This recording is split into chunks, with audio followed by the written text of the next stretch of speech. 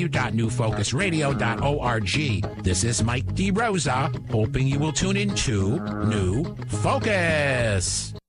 You're listening to 88.1 FM WESU Middletown, a community service of Wesleyan University. Up next is The Business Buzz with Jeff Sherman, taking a look at innovative and cool technology and businesses right here in Connecticut. Catch The Business Buzz each and every Friday afternoon at 4 p.m. as part of our Monday through Friday 4 p.m. local talk block, only on 88.1 FM WESU Middletown. The Business Buzz on WESU is proudly sponsored in part by Carlson and Demir, located right here in downtown Middletown. Carlson and Demir providing legal representation for victims of serious injury and for those facing criminal charges. On the web at carlsondemir.com, 860-819-1034.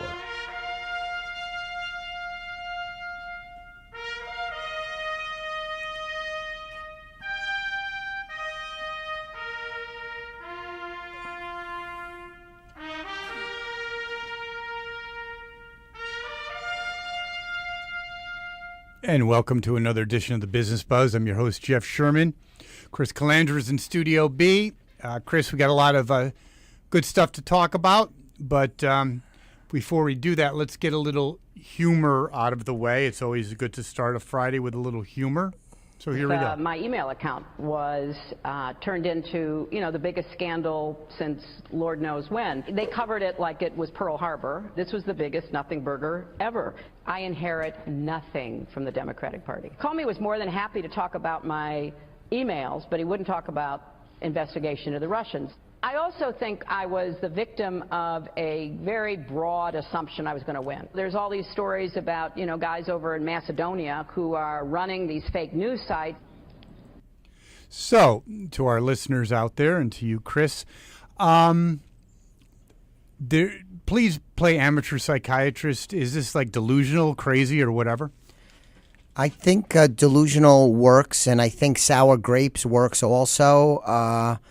Doesn't take a lot of personal responsibility for the mistakes that were made in the campaign, strategically, message-wise.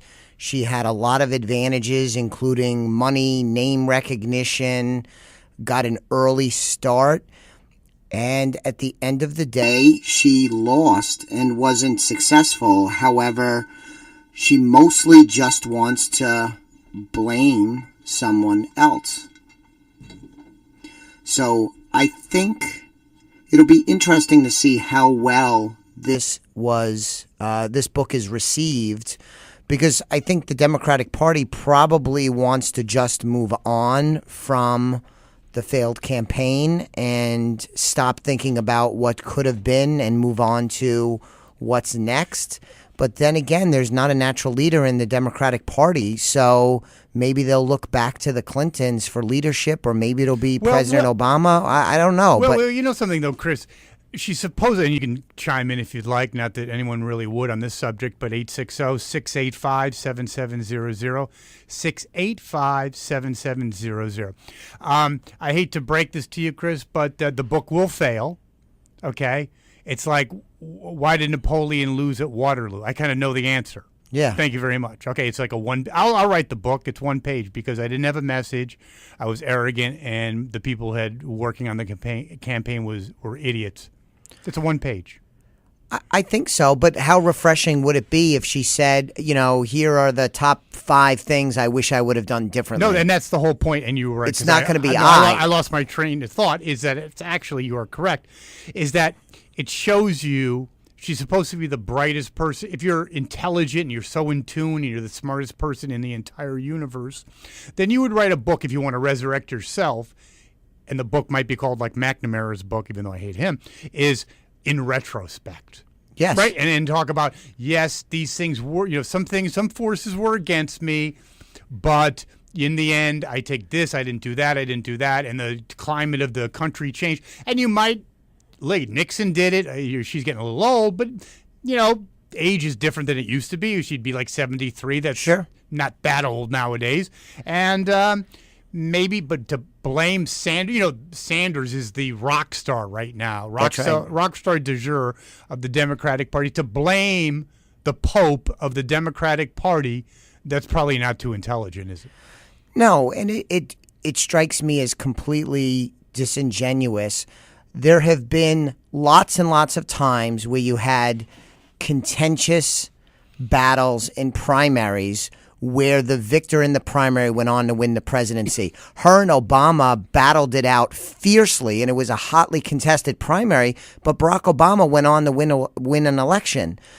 It's happened lots and lots of times before. So this notion that Bernie Sanders attacks on her and competing for the nomination did her harm just shows that she just expected to be coronated and didn't expect to have to compete, because primaries are meant to be battles of ideas and campaigns. There's no question, but it was funny as an observer. I don't know if you observed. I mean, it was kind of somewhat unwatchable and showed you how out of touch the Democratic Party was. There's like terrorism as a result of global warming. I mean, the whole thing. And then if you had a cash meter and all the giveaways, it totaled, let's say, $1 billion per minute. But it started out as a coronation of Hillary, the debates. Yes. It was like, oh, yes, Hillary, and sometimes you don't tie your shoe. Mm-hmm. That was like the hardest punch thrown.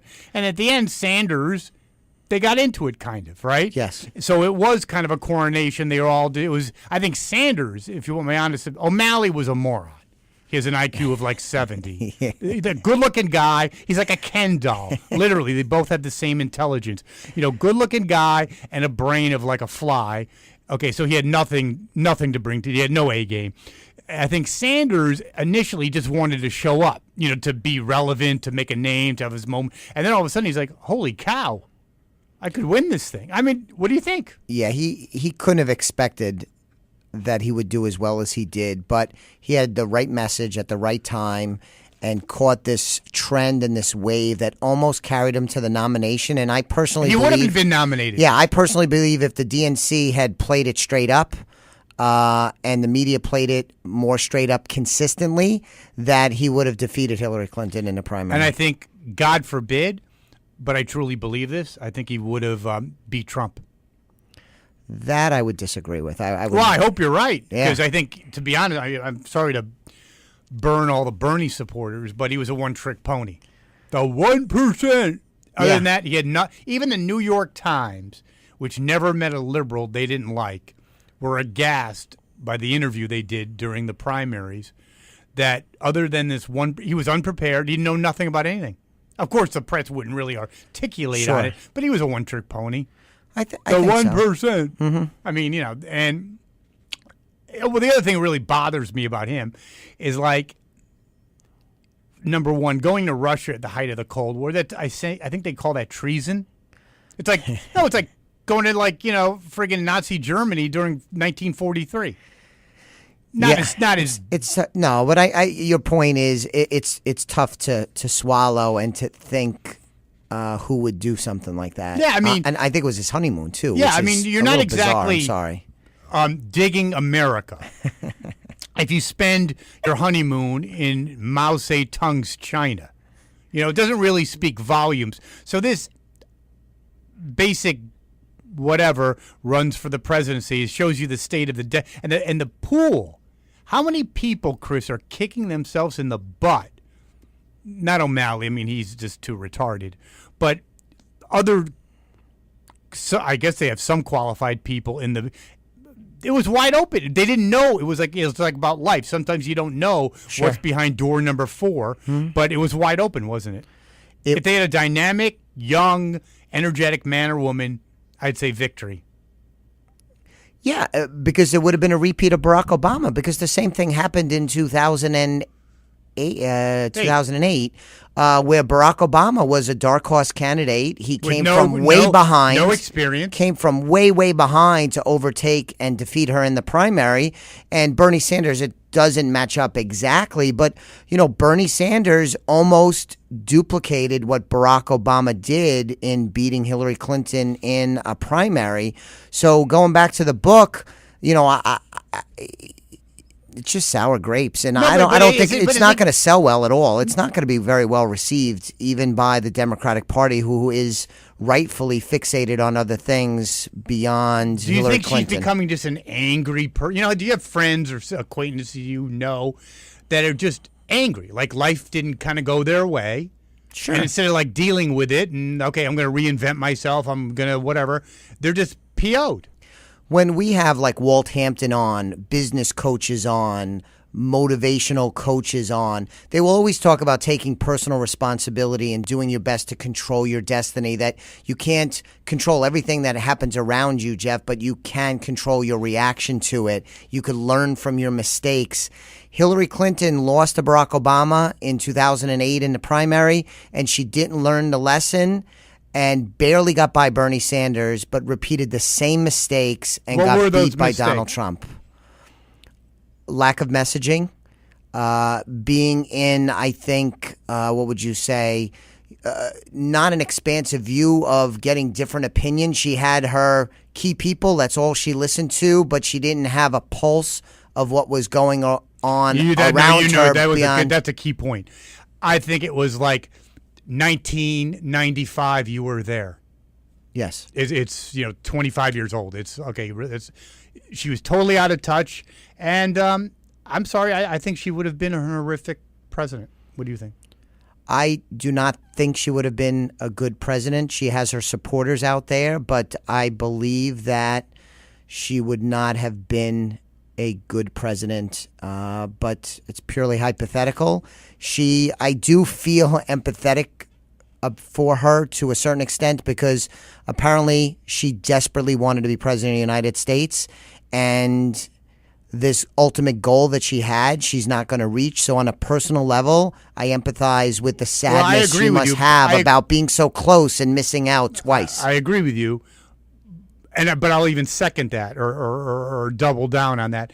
I believe she sacrificed her entire life, a loveless marriage. Yeah. I mean, come on, let's be honest. That's right. That's a scam. It's a joke.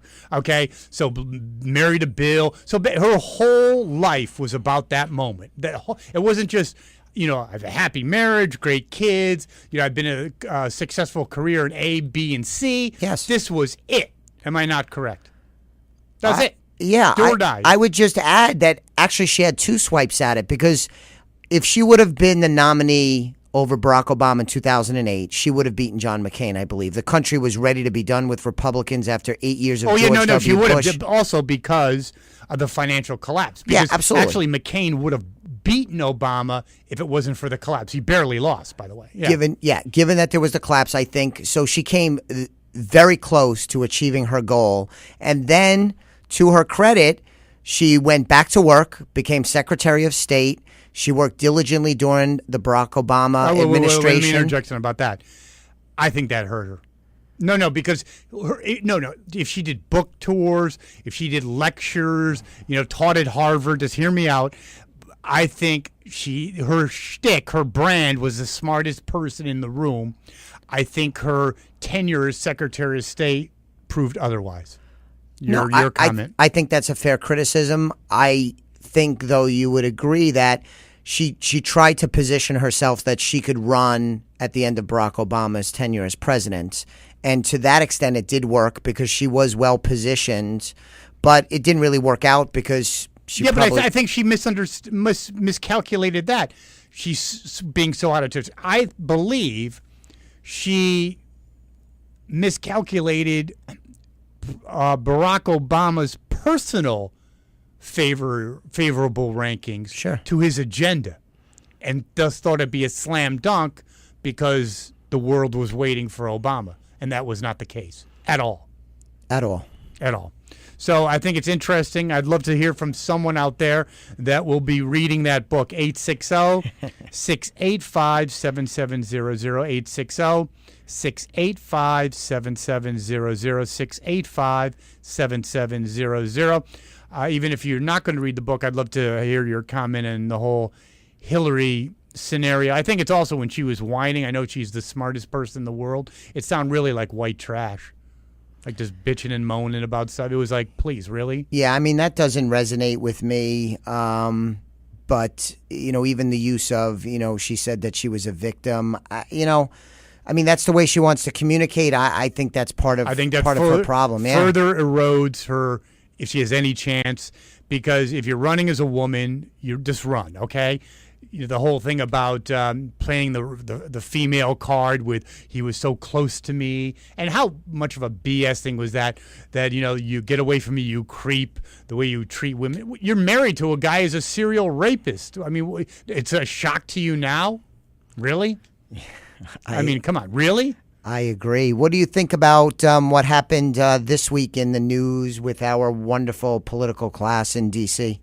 Well, I think it points to the fact that basically what it is and this is not a show about how great Donald Trump is. That's not the issue. I believe both parties are so out of touch. They're both the same party. They have window dressing, okay? The Democrats are about, identity politics, racism and global warming. The Republicans, I really don't even know I'm talking the traditional Republican Party. Can you tell me what they stand for? Getting elected?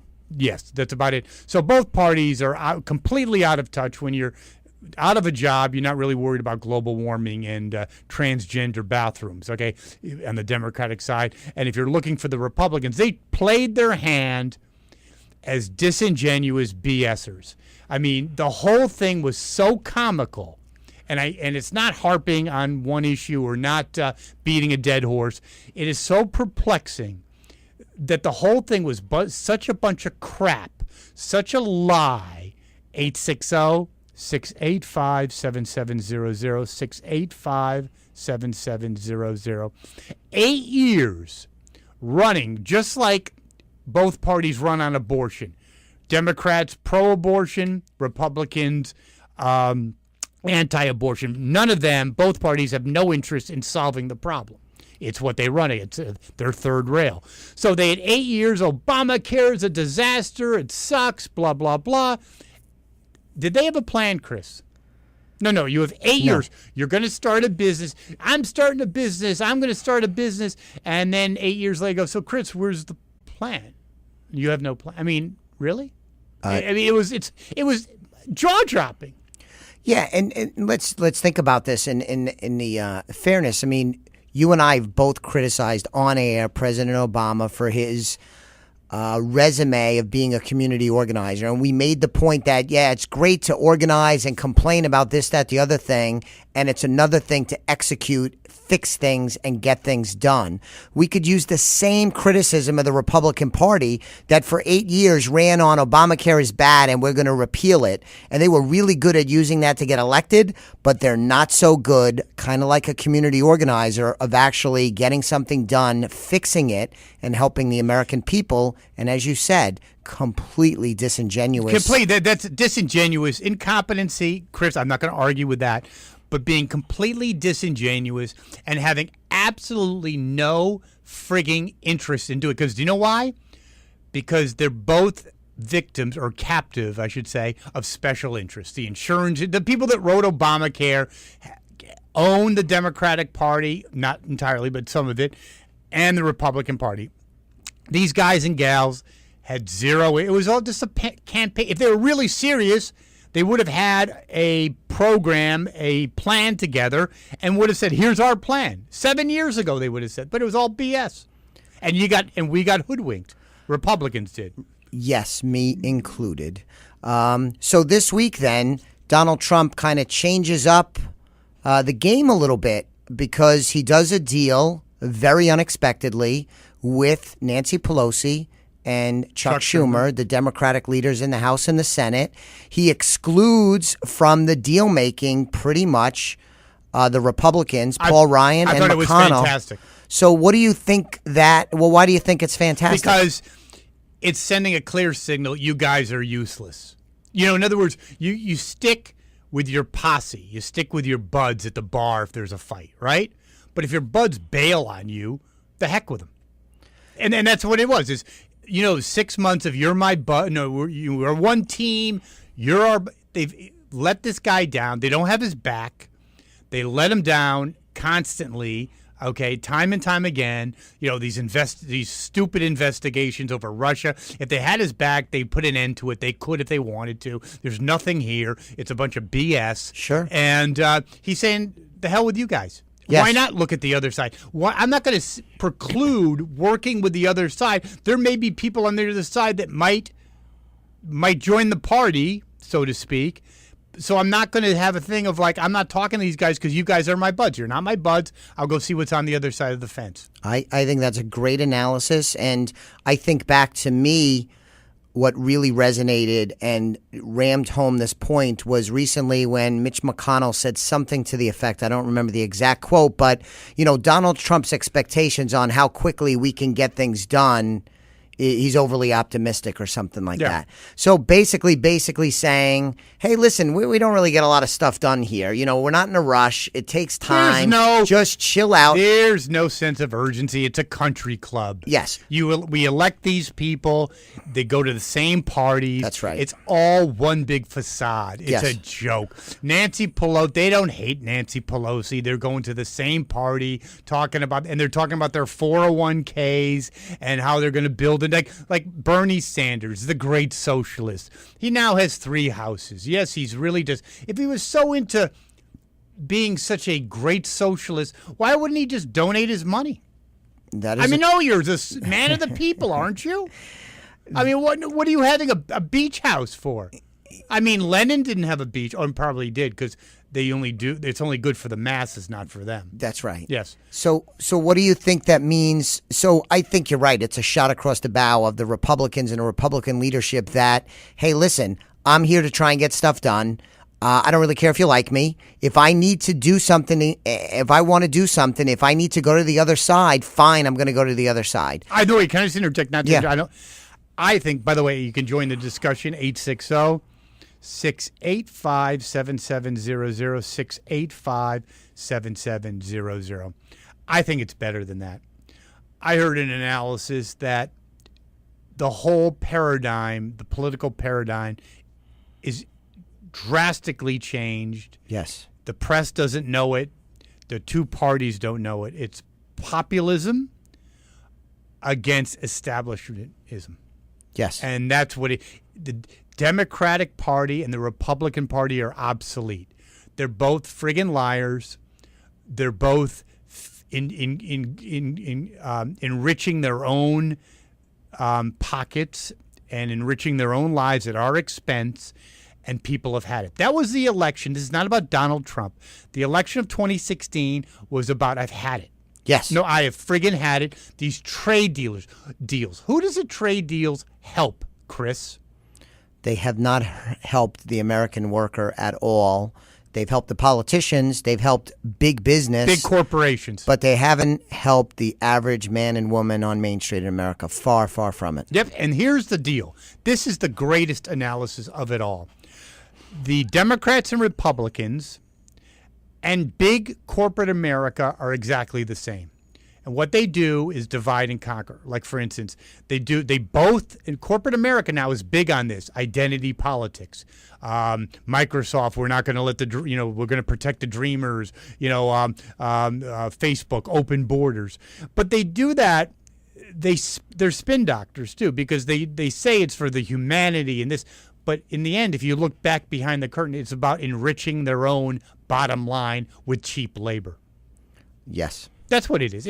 They say, oh, Jose and Manuel from Mexico. Oh, it's a humanity. It's not. No, they're in there to make money. Yes. And so they're making money, and both political parties, they don't want Republicans. Same thing with the whole thing about Obama. They don't want closed borders. Sure. You think the Republicans really want closed borders?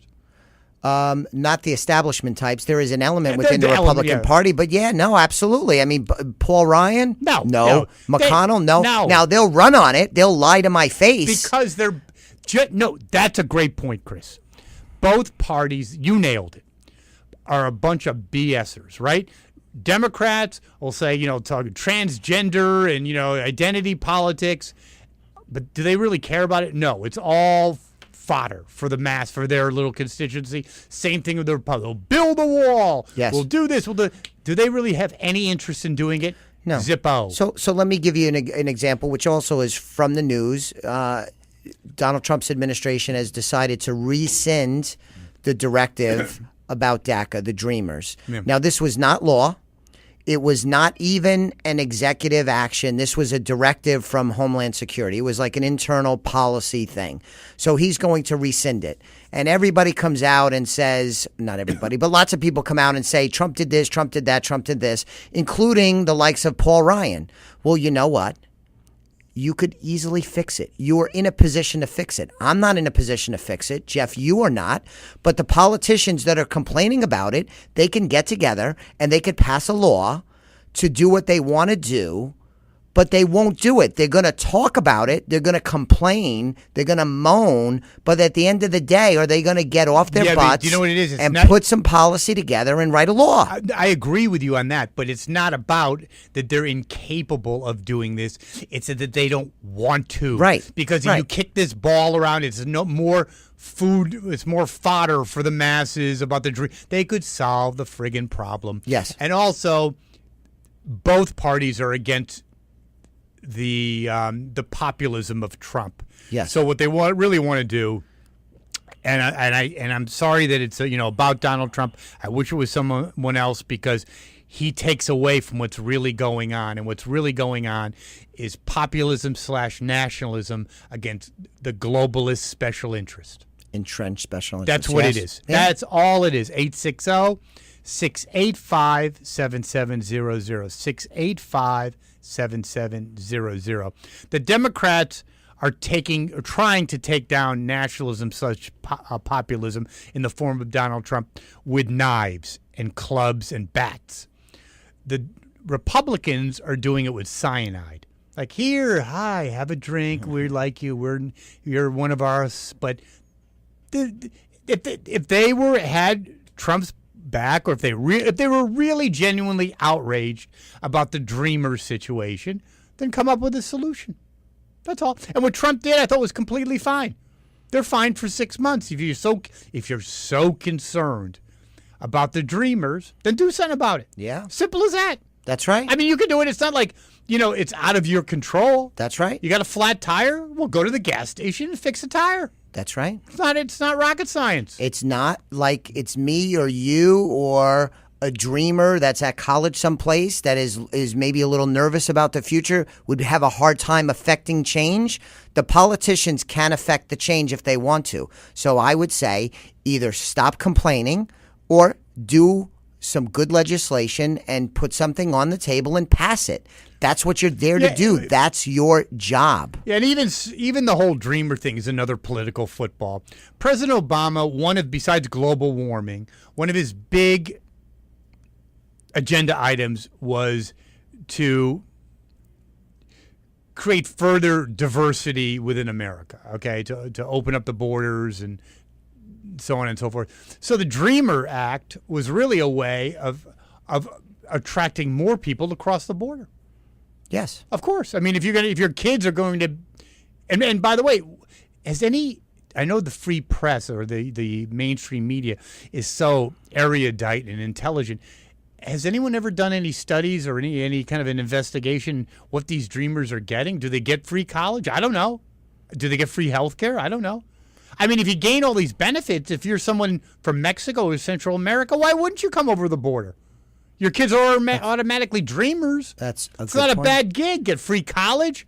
I know a lot of blue-collar people in Pennsylvania, coal mines, they're not getting free college, are they? Are they? I don't know. I think it's a state-by-state basis. I'm not really sure. Generally, I don't know too many, let's say lower middle-class people. Yeah. They might have grants. They might have those. They're not getting free college. Do they get free medical care? No. Okay, there you go. No. All right. So also what perplexes me is Barack Obama did this by policy decision. Executive fiat, yes. Yeah, internal, okay. Some people complained about it. Some people didn't. Congress and the Republicans certainly didn't act to push back vigorously.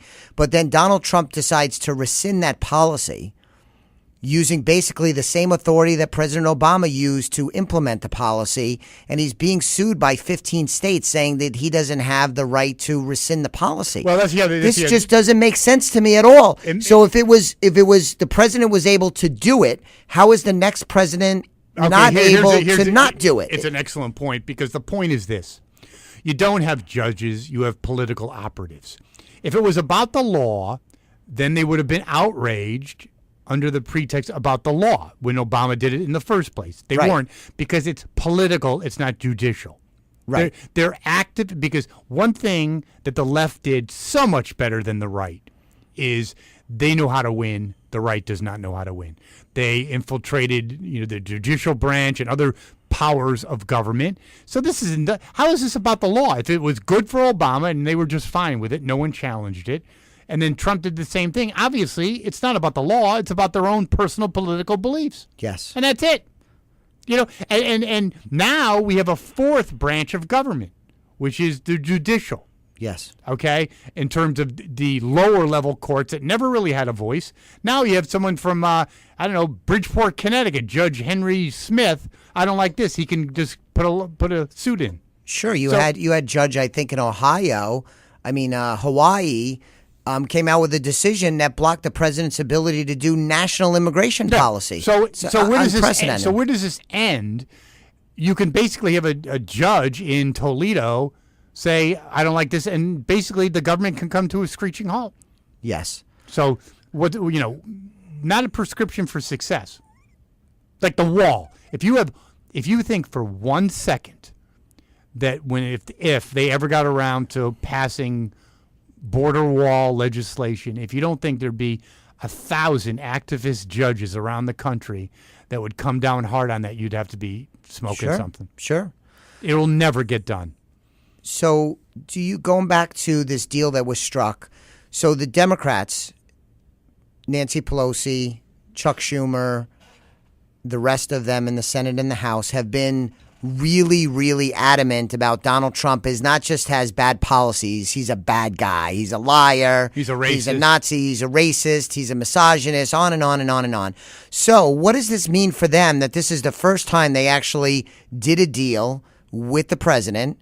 And they are very happy about it. If you read the press, they're very happy because they got either completely what they wanted or mostly what they wanted, but they're portraying this as a victory, and it seems like it probably is.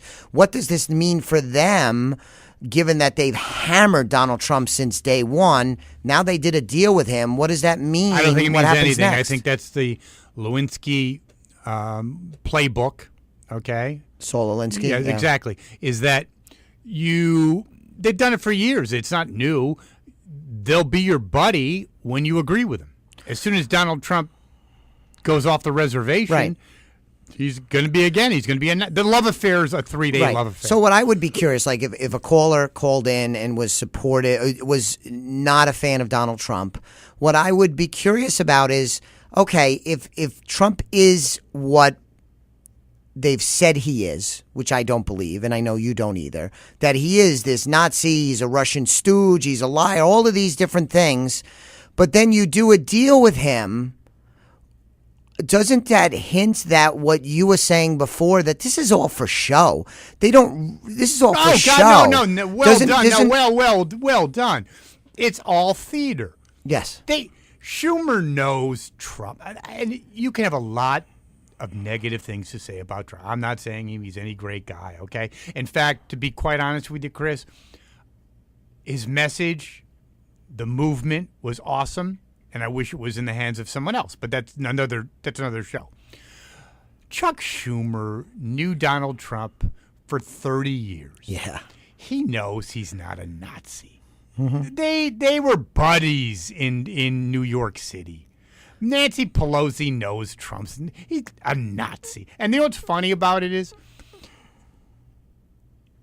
okay, it's kind of hysterical because it's so blatantly obvious. He's the Russian operative, right? He's, this super spy, blah, blah, spy versus spy from Mad Magazine, right? That doesn't get, that's kind of like, it's not really working out. Now he's the Nazi. But when the Nazi shtick gets then it'll go back to Russia. I guarantee you. Yes. It'll be like, yes, Bob Jones from his campaign once worked at a Russian coffee house, and that's where they were passing the secret notes. But there are people in the country that are completely tied into knots and upset and cry and are having significant difficulties because they believe some of this stuff. And I wish they would see that they're just being played for fools, just like the Republicans were played by fools. So this is bipartisan thing. But on the Democratic side... Wait, can I interject? Because you're onto something really interesting. Yeah, go ahead. Maybe this all helps the nationalist / populist movement, because I think Republicans are like, okay, those that are intelligent, not just ideologues. Sure. Are saying, okay, this thing's a joke. Yeah. And then the Democrats, as you're saying, eloquently so, that he's the devil, he's a Nazi, he's Stalin, and they're sitting down shaking hands. Well, really?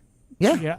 So this whole thing's a charade. It's theater. There are some true believers, yes, but 80%, it's all a joke. Yeah. You want to win as a Democrat, you'll start talking about transgender, global warming, and open borders. But to your point with the populist message is that what Americans need to realize is that we care much more about the issues that are being talked about by politicians. But the politicians, they're just putting on the theater and the show. They don't really care. They know he's not a Nazi. They know that he's not this, that, or the other thing. And the Republicans know they're really not for immigration control like their base wants them to be. It's just all if I was able to say bull whatever, that's what it is. And I've spoken with some people that are very anti-Trump, and they're all upset about his Nazi ties and this, that, the other thing. But I really believe they're being played just like I was played by the Republicans that just elect us and we're going to do X, Y, and Z. And it was all for show. They weren't serious. They were just lying. And it's funny because Trump basically stood for everything they supposedly believed in, right? And then he gets elected. They're just mildly less aggressive about hating him than the Democrats. That's right. I mean, so it's all about the establishment, the tea parties, not the literal tea parties, the cocktail parties, the people that like what's her name, Maxine Waters, from so-called an impoverished region or voting area, district of Los Angeles, although she doesn't live there, that went to Congress being worth almost nothing, and now she's worth $10 million. So Shazam! It just happens. Yes. Yeah, this happens. It's but she's a person of the people. So can I give you, to me, an analogy? And the NFL season opened up yesterday. But, fans of all sports, let's use football specifically, they're so passionate. I mean, they love their teams, live and die by them. They wear the gear. They read about them all season long. They watch the draft, the whole thing. They go into stadiums. They'll fight with people, argue about them. They live and die. And then one day the player leaves one team, they goes to the other team. The player doesn't care. He doesn't care like the fan does. You know something? The owner doesn't care like the fan does. The politics is just about the same thing. 860-685-7700, 860-685-7700. I have to say, audience, that I think Chris's point is absolutely spot on. I'll give you an analogy. That in 86, when the Red Sox lost the World Series to the Mets. Yes. And Red Sox fans were like, I know a fan, whatever he was talking about, almost committed suicide, right? And then someone he knew was on a plane with the team. Right. They were drinking beer, kicking it back. Yeah. I mean, it was they were not happy, right, but the fans are like, getting divorces, sure, smashing through, through the windows in their house. And the players were like, I'll have a Bud Light and I'll have the ham sandwich, please. And you look at the extremists. You go to a stadium and you got your handful of knuckleheads that'll fight the fan who's there from the other team. It's a small minority, but it's bad behavior. That's similar to what you see where on the streets you have a few bad actors who take this to the extreme, but the players on the field aren't fighting. And, you have take Darrelle Revis. He was on the Jets, loved the Jets. Then he went to the Patriots. Then he went back to the Jets. Jet fans hate Patriot fans. Patriot fans don't really care about the Jet fans because the Jets are so bad. It doesn't really matter. Okay, wait. You brought it up. I think we talked about this last show. By the way, you can join the discussion on what we're talking about in terms of, is this a theater of the BS, both parties? And this is not just, bias for one. They're both full of it. They feed you the red meat that you want, and you think that they're on your side, but they're all working for corporate America's interests and Wall Street, and that's just the bottom line. Sorry. 860-685-7700. I always think of the Jets, and I like the Jets. It's kind of like the minor league team. It's just not happening. I'm a huge Jet fan, Jeff, and they are a dumpster fire of a franchise, especially this year. It is pathetic, and I'm a bit of a masochist to root for the Jets. And I feel bad because my children, I have a daughter and a son, have become Jet fans. And I got to tell you, I have a tremendous amount of guilt that they've become Jet fans and are going to live a life of sports misery like I have. The Jets. So let's think about that. 69, they won the Super Bowl. I think in the early 70s, they were decent. Then they had like a 10-year run of awfulness. Yeah. Yep. 80s, I think, they had a couple blips, but awful. Yep, they went to the championship game twice in the 80s, I think. Since the Super Bowl, they've been to 5 championship games, but they're 0-5. Yep, and then I think the 2000s be a complete disaster. Yeah, they sprinkle in a few good years here and there, but yeah. It's almost like the politicians. They'll give you a little bit of red meat, and then it's all a disaster. But I'm surprised we didn't get any callers. 860-685-7700, 685-7700, 685-7700. Chris, I thought the way you articulated it was excellent. I really do believe that. I think that it just shows what hypocrisy. And there's no look at the debt, $22 trillion. They're worried about Trump being a Nazi. Okay, that's like, let's just put this in perspective. That's like let's say you make $100,000 a year, and you have $10 million on your credit card, and you're worried about the front porch is a little bit, some chip paint. I mean, you're worried about Trump the Nazi when the average American, I think, prorated or per capita, I think is like the debt is like $300,000 per person. Yeah. And you're worried about the Nazi in the White House. And you're outraged about the Nazi in the White House, but $300,000 per capita debt, that's fine. No big deal. Yeah, that's fine. And, and the Russia. Or the Russia from love. And I know you said at the outset this isn't about Trump, but because I am a supporter of Trump, as the listeners know, let's also point out that he was none of these things until he decided to run for president. He's been in the public eye for 30 years. He's written books. He's been on TV. He's been in movies. He's met and done deals with governments in the United States, governments, federal governments, governments around the world. And he wasn't all of these things until he came down the escalator and ran for office. Okay. I'm gonna switch gears, not permanently, but it's something that you talk about, people who've known him for 30 years or whatever. Do you know who I think is just really pathetic? Joe Scarborough. Yes. What a capital L loser. Just a he was Mr. Conservative. Then he has an affair with what's her first Mika name? Brzezinski. Mika Brzezinski. And now he's more left wing than Rachel Maddow.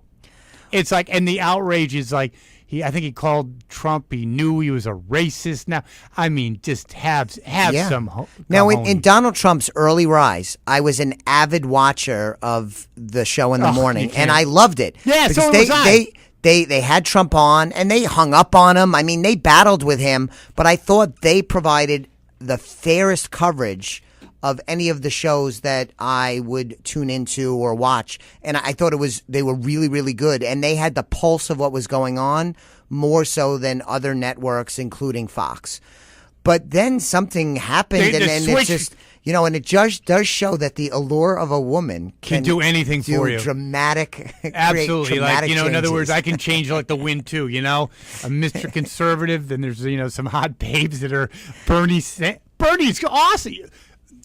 God, if you only won, this would have been just fantastic. Yeah, you want bourbon or scotch? Yeah, but I think what happened actually. Yes, love has something to do with it. What's love got to do with it? I know you don't like popular music, but that's not even popular anymore. But I think what's really happened was show me the money. The same analogy you're saying about our politicians happened with them. All of a sudden, when they were doing the Trump thing, and I agree, a year and a half ago, they were right on the pulse. They're saying, I'm telling you, this guy Trump has something. They were not, they were not, best buds or whatever. They, pushed back and whatever. But they were fair. And then all of a sudden they started criticizing, and then the ratings start going up. So they just flick that switch and say, whoa, this is a gravy train. Yeah. They don't care. They know. Joe Scarborough knows he's not a racist. But to your point, I don't remember the details, but at one point during this where, he was saying, he's at war with Donald Trump, at one point he needed something and he called the White House to call in a favor. Yeah. That's exactly what you were talking about, what I'm talking about, the theater to show. He's on there, he's a bum, this, that, the other thing, but then he needed some favor. I forget what it was that was reported in the media, but, he called one of the insiders at the White House to get some favor done. Do you know something, though? Short-term gain usually ends up in long-term loss. He had a credible show. He's become a caricature of himself with the stupid preppy glasses. He looks like a wussy. But he got Mika Brzezinski, though. Like I said, short-term gain, long-term loss, please. Anyway, yes, her father got her the job. I think it started with Channel 3. I don't think she's exactly a Mensa candidate either. I mean, she's okay, whatever. Anyway, I don't listen to the show anymore. Like even if it's red meat. Like for instance, there's other shows that are on the right side of things, right? Meaning the right, the conservative. But I don't want to. I want to listen to a discussion. Yeah, I don't want to hear I agree. red meat, and I don't want to hear red meat on the other side. Like Trump is, he might be tied. He might be a serial killer. We're not quite sure. Yeah, okay. Yes, really. I agree with you, and that was the charm of that show for that stretch because they were on the show saying the media and the politicians, they don't get what's happening with Donald Trump. They're missing the boat. They were doing some great reporting. Threw that all out. And they had some great discussions. Not that they were fans of Donald Trump. They weren't enemies of Donald Trump, but they were having legitimate debates and thought-provoking discussions, and they had the pulse of what was going on way ahead of most of the news programs and mainstream media. And I loved it. I watched every day, and if I couldn't watch it because I had to leave early for work, I would tape it. I was that into it. And now I won't watch the show, just like there's lots of other shows I won't watch. Yeah, and it's not about being left or right. No. It's just, okay, you have a certain level of intellectualism. You like discussion. I don't want to see a show. I don't care if it's on the right to hear a show and just talk about the Democrats are losers. Okay, great, that's really insightful. Next, same thing on that show. Every show I stop watching, but I see clips. Donnie Deutsch, he's a dork. Daddy bought him the ad agency, and now you're a boy genius. Okay, please tell me about it. So he was actually saying on some clip I saw that he's a known racist. It's like, but you were best buds with him. You were best buds because he was on The Apprentice all the time. Yeah, he was a judge during different activities in The Apprentice. He sat next to Donald Trump and decided who would get fired. He advertised his firm on the show. That was okay. But now he's taking a moral stand. He's outraged. It's such BS. He is such a BSer, and I'm sick of it. And you know something? Even someone on the far left. That's why actually during the campaign, I'm not saying that Bernie was not qualified to be president, but I think both of us respected him and his followers for at least believing. Hillary was just full of what, and the same thing on with Donnie Deutsch. You're hanging out, probably going getting beers with Donald after The Apprentice, hanging out in the Trump Tower. Yeah. And now you're disgusted by it. Sure, because for Donnie Deutsch getting on The Apprentice, which was like the number one ranked show, or I don't know, whatever accolades it got. Whatever. But he leveraged that relationship with Donald Trump to get on there to help his business, to help his personal brand. That's good American business thing. But if the guy was really so evil, well, what does that say about Donnie Deutsch? Yeah. Or we just being fed a bunch of malarkey right now. I think we're being fed You a know bunch of what it is? malarkey It's right all now. about What is short- malarkey, by the way? Who knows? Let's have maybe a caller. Well, anyway, let's see if there is a caller interested in this subject. 860-685-7700, 685-7700. Give it a whirl. Yeah, I think it's the whole thing about elitism in politics and in the media. It's all self-aggrandizing. That's all it is. It's like Donnie Deutsch knows what he's saying is a bunch of crap. He knows. Yet is everything Donald Trump say kosher? Probably not. People are people. But he's not. He doesn't have the swastika goose stepping around the Trump Tower. Donnie Deutsch knows that, and so does everyone else. Yeah, I just think he is probably a jerk, and I don't like everything that he does, but the bad press and the things that are said about him are so out of bounds. I think at the end of the day, the opposition is actually doing more harm than good, because Donald Trump, believe it or not, I think starts to look sympathetic to a lot of people because the criticism of him is patently unfair. Well, that's all. Not even unfair. Just unfair is unfair. There's a lot of unfair things on both sides. That is what it is. Okay, but when it's disingenuous, if it's unfair, you keep your brand. Like Joe Scarborough, you keep your. But if you're, then I look at Joe Scarborough. I know he's a person of no convictions. I don't know what he really believes, because he was. How do you change in a year from? I might not like everything Trump says or does, but this guy's got a movement. He's tapping into real. And now you divorce yourself from the Republican Party because you're so outraged. Yeah. It's like, come on, stop it. Yes. So, anyway, I thought actually that quite interesting show. I think, Chris, you brought up a lot of good points. It was a great discussion. It was I really enjoyed it. I really did. I thought it was great. I thought the whole concept that really needs more digging is about how in the media, in the elitist world, we're the serfs, and they just feed us the crap. And what I think we'll talk about more as the show progresses and we come in here regularly week after week is what you're talking about. I think there is a sea change going on. It's what you referred to that the media hasn't picked up on yet, and that is why Donald Trump was elected. That's why there's so much dissatisfaction in the electorate.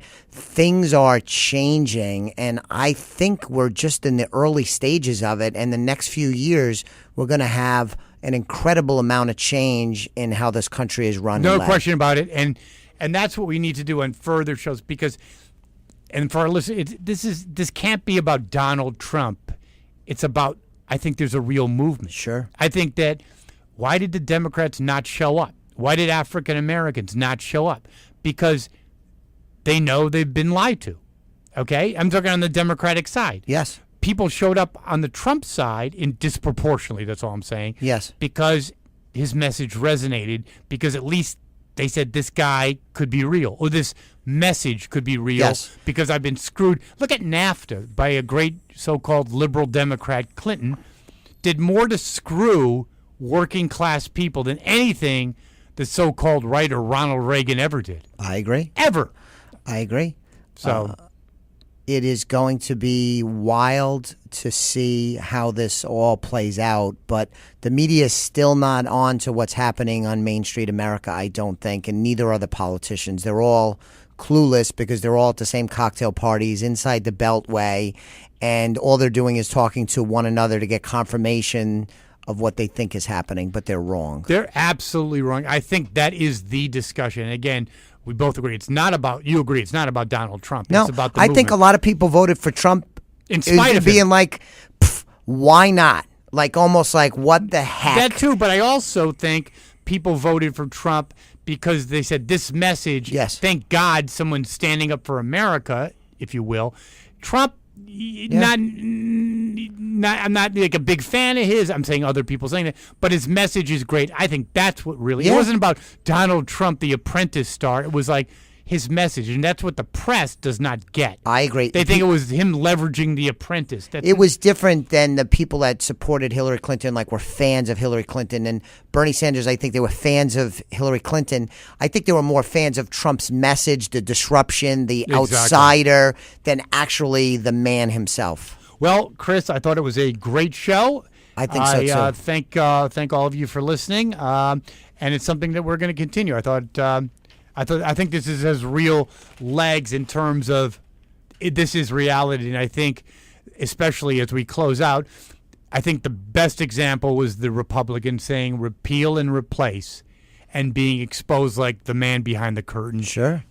The emperor has no clothes. It was all a big friggin' joke. Absolutely. Well, thank you, Chris. Great show. Thank our listeners. Then hopefully I think it's going to be a nice weekend in terms of weather-wise. We'll be back next week with another exciting edition of The Buzz. Thanks for listening.